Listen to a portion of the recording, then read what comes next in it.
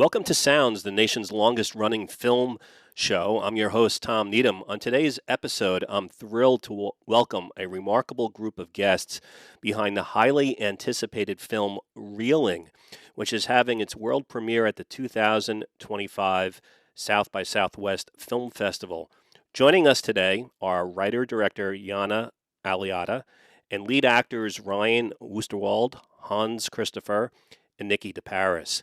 The film is really incredible. It's produced by legendary Werner Herzog. It's a deeply moving drama about Ryan, a man struggling with memory loss after a life-altering accident, as he reunites with his family and friends at a birthday party on a Hawaiian homestead. The past slowly resurfaces until one revelation changes everything. Did I miss anyone in introducing you guys? No, you're good. Mike, our composer, is probably going to bust in here in about 5 minutes. So if so, we'll just tell you then. But you got all of us. Okay, great. Well, I am glad that I have all of you because this is one of my favorite dramas of the year. Yana, tell us a little bit about what inspired you to tell this story and how Reeling came to life. Well, first of all, Tom, thank you so much. And in terms of there were a couple inspirations, but one of which was on my friend's birthday luau, who actually plays himself in the film. It's based on a real family, a friend's home. That's where we shot, and during a food blessing on one of these birthday luau's, there was a bit of an uncomfortable moment with somebody standing next to me. They acted inappropriately and kind of had a misfiring of neurons during what was supposed to be quite a serious and sensitive moment. And that moment stuck with me for a very long time, as well as the memories created throughout the course of the night of the birthday luau and this incredible shot of this friend of mine who was on this cliff at midnight and jumped off. And that dramatic cliff image was, you know, a very, very big part of how the entire story then came about. But Wow. it was a moment, it was a real moment in time that influenced the story, which is a fictional, the actual story itself and the plot that you just described, that is obviously fictionalized, but the environment is based on a real experience. The setting is beautiful. Can you tell our listeners a little bit about where you shot this movie and how this setting actually plays such a critical role in the film? Oh yeah, absolutely. So, I am from Oahu. I grew up there, and there's nothing better than an easy Aloha Friday celebration, which is just, everybody getting out there, relaxing, having some food, playing some games, going surfing. And I really wanted to capture that first and foremost. The Descendants is a movie that I loved and I actually worked on. And I feel like that was the only movie that captures Hawaii in a way that I resonate with.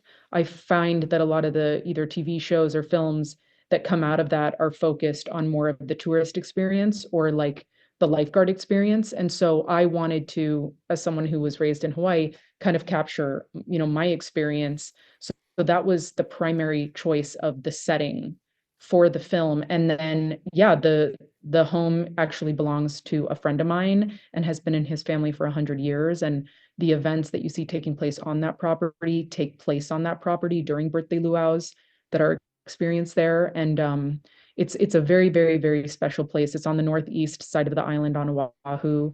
And I had the great fortune to have my friends' support in securing that location for our shoot. You mentioned a film that you worked on. You worked with Alexander Payne. What did you learn from him that you were able to use in this film? I mean, gosh, that was so many years ago now. I'm trying to think of, really one specific moment. Um, it really is just, I remember watching him sit down with an actor on a quiet moment, and it was a younger female actress, and just have a conversation with her while like everybody was getting the lights set up and the camera set up and all that. And obviously their production was a full-blown studio production. So, you certainly have more time while shooting the scenes, and you get to have these really wonderful conversations with your cast. And I remember just admiring him, obviously, speaking to the actor, getting on the actor's same level and just like making her comfortable and safe in that space in order to perform. And another thing that I also found memorable from that experience was that the kind of teamwork setting that he created with all of his department heads is he really set out to have everyone on the same page of the kinds of films that he loves. And so that when production started, everyone is kind of on the same page subconsciously, artistically about, you know, what he was setting out to do with the Descendants. And so I also had my cast members watch a movie called Krisha, Hmm. which I absolutely loved and was a very big inspiration for this story. I just love Trey Edward Schultz's directorial debut. And so I had the professional and non-professional actors, watch that film to get kind of a sense of the tone and the acting style and the directing approach that I was going to take in that film. So I think it's a great way to get actors on the same page. And I learned that back from working with Alexander. And talking about actors, we're really excited to have a lot of the actors from the film joining us on the program today. Maybe if each of you could introduce yourself and tell us a little bit about what it was like for you as an actor working with Yana on this really incredible movie. Sure. This is Ryan Wuestewald. I played Ryan in the film. Um, I've worked with Yana in the past. This is our third, I think, project together. We've known each other for a long time, and anytime she reaches out, I'm on board. I know how brilliant she is as a director, and I am always going to say yes when she comes to me with a project. Um, so when she came to me with this one, I was very excited to dig into the role, and it's a very complex character that required a lot of research, so that I could portray this person accurately. And so working with Yana, yeah, it's always a pleasure and a great experience. And working with my fellow actors here was also equally as amazing. They were incredible to work off of. And yeah, I think had a really good experience together. Mhm. Hey Tom, I'm Hans. I played John. Hans Christopher. I played John in the movie, Hi, Hans. and this was unlike anything I'd ever done before. Um, we had a lot of people in this film that were native to the area, knew the place, used that place normally. They'd meet there every few years or every few times a year, and Uh, so the story was kind of immersed or put into things that were really happening in relationships that were really happening and conversations of memories that really took place. But then it was our job to kind of insert ourselves into these moments. And so it was a little frightening at first, but at the same time, it added this dynamic that was almost like a documentary. It almost had this feeling of when you're in it, every take was kind of different. You didn't know where it was going to come from, and it was this dance of improvising into the scene and then letting it run and doing things out of it. It was so much fun to work like that, and something that I'd never experienced before. So it was incredible. So it wasn't all scripted exactly. You guys were making up some of your lines. Were you given like the situation and then just took it from there?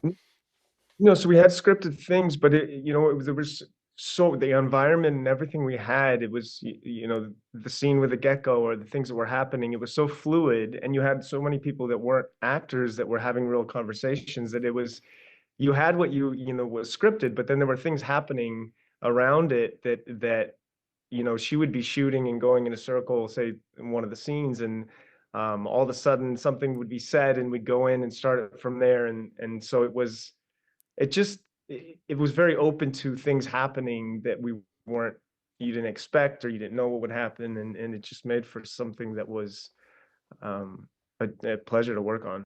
It just seemed so realistic. It seemed very authentic. It did feel like a documentary at times. Nikki, what's your experience? Hi. Um, so yeah, this is my second time working with Yana, and I love working with Yana because she allows for a lot of creative freedom I think, which was especially important, I think, for this project because of what Hans was saying about it being so immersive and working with people who are in their element. Um, I had a lot of time to prepare actually because you had told me about it a couple months before, and Yana was, you know, gave me a whole timeline of the order of events. So I had a lot of time to like figure out what moment exactly we're in Ryan's healing journey when the movie started.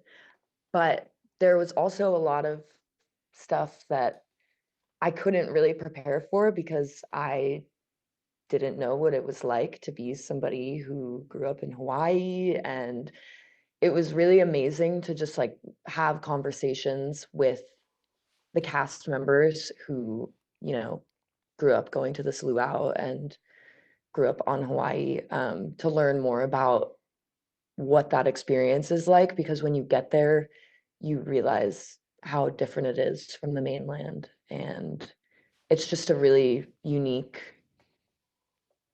way of living and being with each other. So it was an honor to be around people who were so willing to kind of like take us in and let us know Yeah, how it is. So yeah. that's pretty cool. Ryan, you mentioned that you had to do a lot of research. Your character's dealing with memory loss and deep emotional struggles.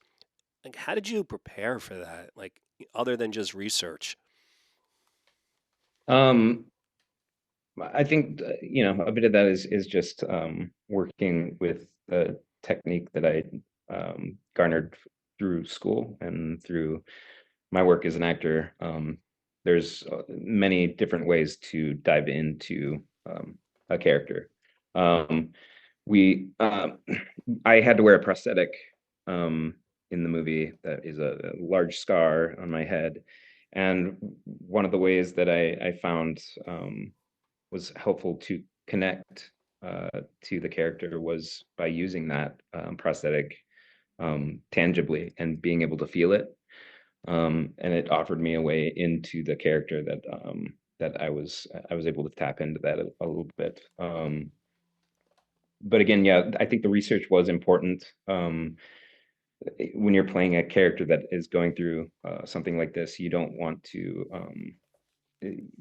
you want to make sure you're portraying it accurately, or as accurately as you can. And we've talked a lot about finding the nuances within that, rather than painting with a broad brush and these broad strokes. It's finding like the smaller details that go into things like this, and then dealing with memory and what that is. It was it was challenging, but it was a great experience. Yana, one of the things that I love so much about this film is that on one hand, as a viewer, you're kind of drawn into how beautiful Hawaii is, and it just seems like such a cool place where you are all at, and the food looks good, and it looks like it's a fun time. But then we're following around, and we just know that Ryan is having a really really tough time. So there's like this contrast, this kind of feeling that something bad is going to happen right from the beginning, and it's this tension. And I don't know if we were joined by the composer or not. I love the music in the film. Can you tell me, Anna, just a little bit about how you kind of created this contrast in the film between, on one hand, presenting this very beautiful setting and really friendly people who seemed like they were trying to do the right thing and just have a good time, versus just that feeling that everyone in the audience has, which is that this is really, really hard for Ryan, and we don't know if it's going to be a good ending. Yeah, absolutely. I mean, first of all, you nailed it on the head, and our composer is here, and he heard the entire question that you just asked. Oh, good. He's now directly to my right. So, I'm just going to say it really was an incredible marriage between cinematography and composition, to achieve that contrast that you're speaking about, right? It's like the cinematography is long flowing and, you know, captures the beauty of the environment. And the only way to feel the tension and to be really in Ryan's point of view in the moments where, you know, we're not exactly on Ryan himself portraying that emotion is to bring in an incredible composition and score that feels like the exact opposite of this easy Aloha Friday environment that we're capturing on camera. And so I'm going to have the prolific composer Mike MacAllister speak more about that because I really lucked out with my composer. Hi, Tom. Hi, Mike. I'll just say, like, you know, I love composing to a concept, and I think we had two really good concepts in this. One is the music is just Ryan's inner dialogue. It's confused. There's rhythms that are like fighting each other. But depending on the scene, it mimics maybe the character becoming more determined to bring a birthday cake to his sister, or the like increasing stress of having to play a volleyball game when he's physically not comfortable. And then the second concept being kind of the music sounding like the memories that he's lost. And those are kind of the two approaches to the score that I took. So they all are about, nothing is about what you see on camera. Nothing is about like the idyllic landscape. It's all about what's going on in the past or in Ryan's head. And can you tell me about some of the instruments that you use in the score? Yeah, so the a lot of what we use, you know, Yana told me like, let's not make Hawaiian music. And so what I wound up doing was essentially collecting a bunch of random percussion instruments. And then me and this amazing percussionist named Michael MacAllister got together and we just performed them, overdubbed multiple layers of just like strange percussion instruments or drum kit played with chopsticks or you know, other sounds to kind of create a just like a moving bed of percussion that never quite settles into any kind of just like sort of there's no discernible like beat or rhythm. It's kind of just this confused, you know, musical mess that I think kind of captures where Ryan is at. I love scores that use mostly drums. Not too many do it, but this one is really, really good, and I'm hoping that you release the music and that we can feature it on the show one day. Thank you for sharing that. One thing I'd love to hear from anyone who would like to address it is Ryan has a very specific problem, but I'm sure that you're hearing from audience members when you show this to them that there are lots of people out there who will see this film or who have seen this film that are just going to relate to the anxiety that he feels in the film. You mentioned moments where, you know, he's trying to play volleyball or he's bringing a cake and feeling a little unsure about it.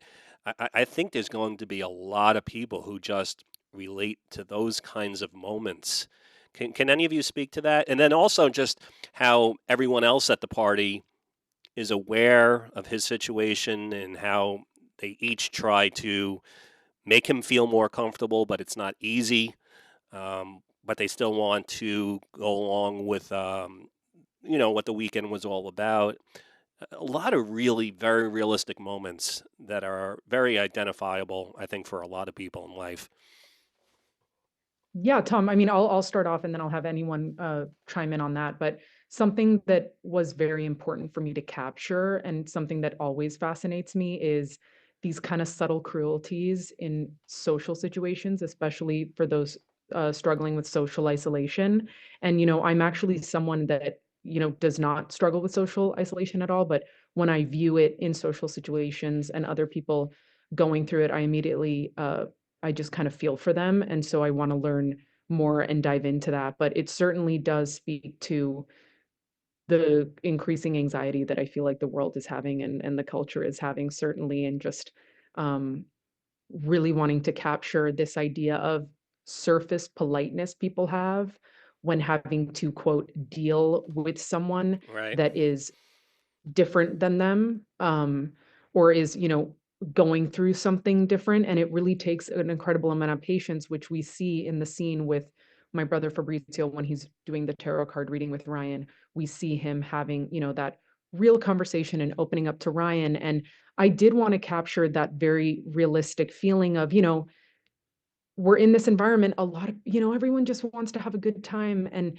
it's harder to make and have hard conversations. And this is separate from the family dynamics, which are obviously troubling and triggering within the family members and what they're talking about. But I'm more speaking to the supporting cast and like the role of the bigger party at large, of just this idea of, okay, we're polite, we did the thing, like, this idea of pity as well. Like, I think pitying someone is the worst thing you could do to them, because it really shows that you just don't have hope for them. So there's a scene on the table with McKenna and Leia where, they're like, oh, I just feel so bad. I feel bad. And even that is like cruel in its Yeah. own way, is this level of like feeling bad for this person and not actively trying to connect with them like you once did. The one scene that was so painful was when Ryan's going up to everyone seated around the table, and he has to like kind of reach in and just get his food, but all the seats are taken, and then he has to eventually go and just find his own seat separate from everyone. That was tough, but it was such a good scene. It was very realistic. I'd love to hear what everyone else thinks too. Yeah, definitely. Let's move on with that. But about the table scene, the dinner scene. Oh. Yeah, I think Meg has a really interesting and kind of sad arc of emotions over the course of her birthday party. And I think the scene that you're talking about is the first time that she begins to lose hope and starts to feel the resentment that can happen when you're dealing with a situation that you have to, Meg takes on like a caretaker role, and she is so patient. And I think that scene is the first time that she is beginning to lose her patience and doesn't really know how to deal with it. Yeah, that was I felt really mean in that scene, kind of giving Ryan the cold shoulder. Yeah. Well, Jump in and say that when I first watched the film, that's one scene that stuck out to me that I said to Yana, that's heartbreaking. Like that scene was really powerful. yeah, it really is. Yana, when you look back at the whole filmmaking experience, what was the most challenging thing about making this film? It's so funny because there were so many challenges. Honestly,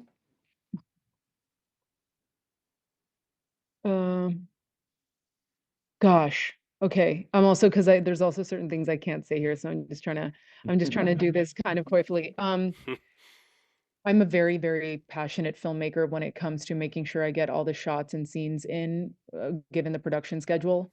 And in this case, I was very fortunate to have not only actors, but a cinematographer who went beyond the regular crew hours and the legal crew hours, which I'm all about following the law. We certainly should. But even as my mentor and executive producer, Werner Herzog, would say, why not shoot for 20 hours, right? Like there are some of us that if it's you, the camera, and an actor, and you guys are all on board, go ahead and get that shot. And so those were challenging mornings for me, but exhilarating at the same time. But a lot of the time it was my cinematographer, myself, and one of the leads up at 4 a.m.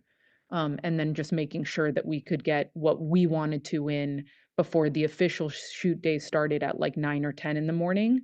And I think like obviously that's a challenge because just the energy level is starting to run low by the end of the day. But then again, I'm a passionate filmmaker I was just so excited and fortunate to be on a film set and creating art that drove me to finish every shoot day. But it was probably just very wearing. It wore me down quite a bit towards the end of those days. So it was probably just like wishing that I had the energy of like a 21-year-old. You know what I mean? That was the challenge, was being 34 and not 21. You mentioned Herzog. Can you tell us a little bit about his involvement in the film and what he brought to the entire package?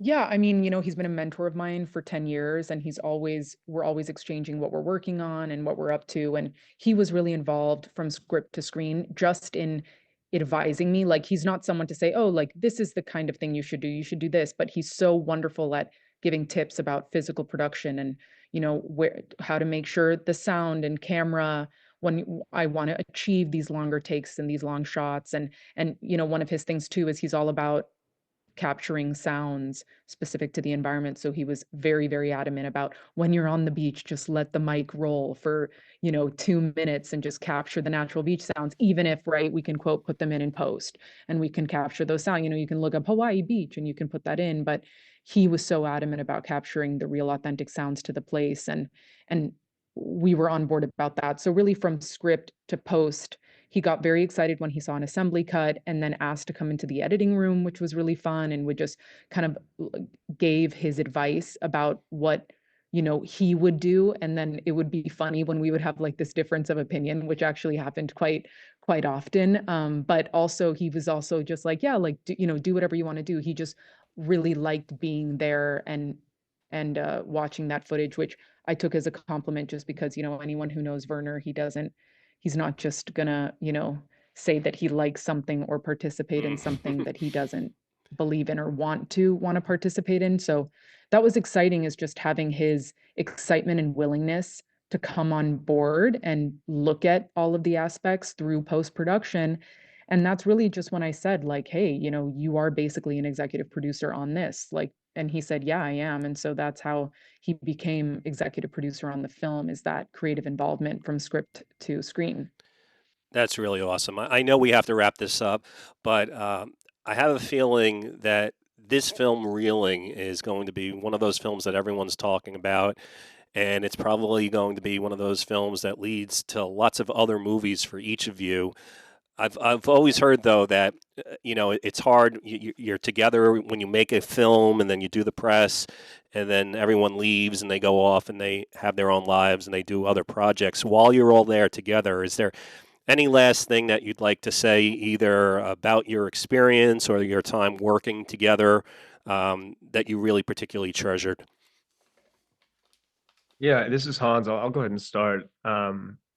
It was just the environment, the way we shot, being immersed in that kind of world and getting to meet everybody, and it was a magical experience. I really believe it's the kind of thing that's shot that's once in a lifetime, kind of that documentary feeling, the where we were, what we were doing, and getting to work with such amazing actors and people, and then getting to know Yana and everyone who did this, and Raf, who's not here, but it's just so beautiful the way he was able to capture it, and the way you were able to score it, and it's just it was an absolute dream to be able to work with you guys. This is Ryan. I think it's one of those films that you do and you finish and you say to yourself, well, how are we going to top that? You know, but knowing Yana and hopefully being able to work with you guys again, we can and will top it at some point. I truly believe that. I think that Yana's brilliance shows through in this film, and it just shows like where she's going to go, and I'm excited for that. But yeah, it was just a really magical experience through and through. Yeah, I think kind of what I was talking about before with working with, quote unquote non-actors who were incredible actors. We all got really close, and by the end of it, we were all, hanging out, having, special memories made together. I said this earlier, I think, but it really felt like a little summer camp situation. You know, you start out and you don't know anyone and you're nervous. And I think we all just had a beautiful dynamic with each other. And by the end of it, we created a lot of, you know, beautiful friendships. And I still talk to people that I met on set. McKenna and Naya were all in New York. And yeah, it's just, yeah, beautiful, beautiful memories and good times. And it was a gift to be able to, you know, make art, which is what I, you know, love to do, and also have such a joyous time with everyone. Doesn't, you know, always happen that way. So yeah. That's great. This is Mike, the Oh. composer. I'll just say, so I visited Hawaii for the first time ever in my life about a year before doing this film. I was accompanying an artist that I write songs with who was doing something there, and it just felt like when Yana, who I randomly met at a mutual friend's birthday party, approached me with this project, it just seemed like such a, you know, crazy confluence of things, having like just been in Hawaii. And right now on our this little like, you know, time here at South by, I'm seeing the cast in real life for the first time, pretty much. They've all been these characters to me. And, you know, what's interesting to see that they're real people with different personalities from their characters. And I just think they're so talented, and I'm really looking forward to seeing what they do next and hopefully making some music for it. And Yana, would you like to say any final words? No, just final words is that I love all of my crew and cast, and you know, this film would not have been the film without them, and I'm so grateful for that. But also what I'm extremely grateful for is you, Tom. This was a really delightful interview. Thank you so much. I thought your questions were really wonderful and spot on, and you were a delight to speak with, and I'm really happy that the film resonated with you on that core level, and that you gave us the time today to speak to us. That means a lot to me. Well, thank you. And I do want to give people the opportunity. Is there any place that people can go online to learn more about reeling? Well, we have an Instagram called Reeling Movie, which also, if anyone wants to go to my Instagram, Yana Alliata, Reeling Movie is on there. But right now, like we're just at the moment, we don't have a website for the film. We have an Instagram, and yeah, they can they can come check out the movie if they're at South by tomorrow at 11 a.m. at the Violet Crown Cinema. But until then, they can just follow the Instagram page, and we'll keep them updated about future screenings and, you know, as we're looking into distribution and sales. So, Well, I yeah. just feel very grateful that I had a chance to speak with all of you today. What a film. I highly recommend Reeling. Thank you so much, everyone, and I wish you the best at South by Southwest. Thank you, Tom. Thank you so much. All right, take it easy, everyone. Bye. Bye.